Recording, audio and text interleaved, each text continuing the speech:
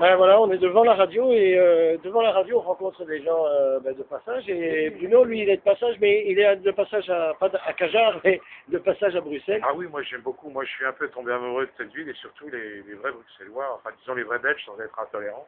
Je les trouve beaucoup plus ouverts. Moi qui habitais près de 10 ans à Paris, sans débourser un seul centime de loyer, pas car avec une bande d'artistes, on prenait des endroits, comme par exemple le squat de la Bourse en 99 qui a défrayé la chronique. Tous les matins, on allait au kiosque pour voir si une des gazettes, un des magazines parlait de nous. C'est vrai que c'était l'ancien siège social du Club Méditerranée, juste en face du Palais de la Bourse. Ça a duré 8 mois et on en a fait une œuvre d'art.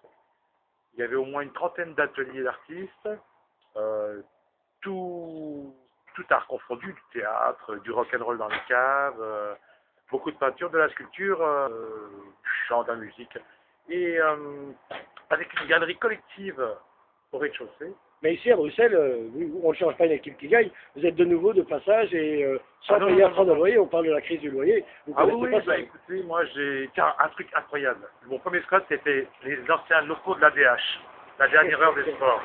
127 boulevard Émile Jacquemin. Alors avec une personne, on a commencé à ouvrir les armoires et qu'est-ce qu'on voit? On voit 10 kilos de livres d'art, des gros livres d'art du service de presse qui nous tombent dessus, alors direct chez Évasion ou Appel Mail.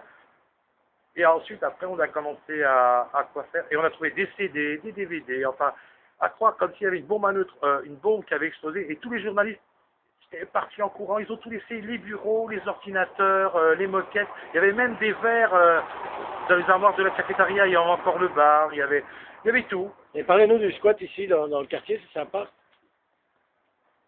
C'est sympa, vous avez trouvé un endroit sympa? Ah oui, j'ai squatté dans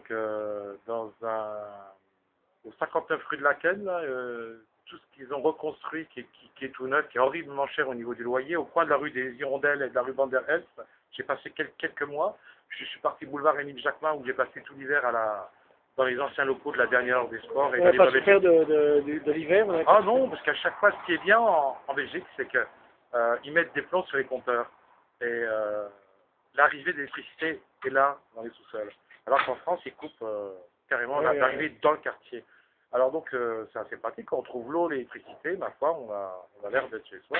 Bien sûr, je serai l'État belge qui n'est pas très riche en centrales nucléaires, si un jour je fais fortune, parce que j'ai des velléités artistiques, moi aussi. Ah bon, vous créez, Bruno, oui? Oui, moi, j'avais une vieille Remington portative que j'ai achetée au puce, et on m'a encouragé, et je faisais une espèce de fanzine, un magazine de squat, qui s'appelle Squat Coris, qui, ma foi, marchait assez bien. C'était rien à côté des œuvres que les autres vendaient, parce qu'on était très visités. Moi, j'ai rencontré ces gens-là dans un ancien lycée complètement abandonné à Belleville. Et là, c'était immense au niveau des mètres carrés. Il y avait des kilomètres de mètres carrés vides. Et chaque atelier, c'était une salle de classe. C'est assez rigolo, d'ailleurs.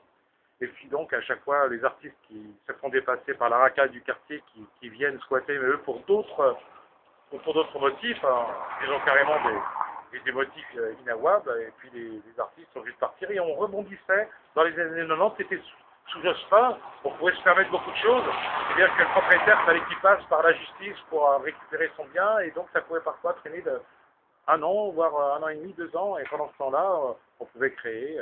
Et ici à Bruxelles, c'est cool, avec la police, vous êtes tranquille? Non, moi, personnellement, j'ai jamais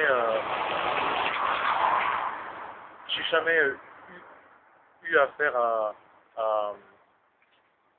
un contrôle de police dans les squats. Ce qui m'a beaucoup gêné, et c'est des toxicomanes, des règlements de compte, des feux au toit, des choses comme ça. Et pour l'instant, ça va, vous avez trouvé un endroit cool? Parce que, oui, tout à fait, c'est l'ancien Nepomuk. Ben voilà.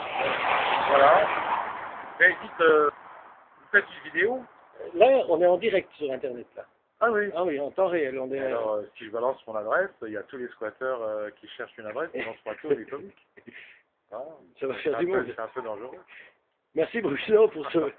Vous faites un petit peu l'office du tourisme avec les squatteurs. Vous continuez le fanzine quelque part. Quelque part, oui. Voilà, c'est un fanzine ici, c'est impromptu, on s'est rencontrés sur le trottoir.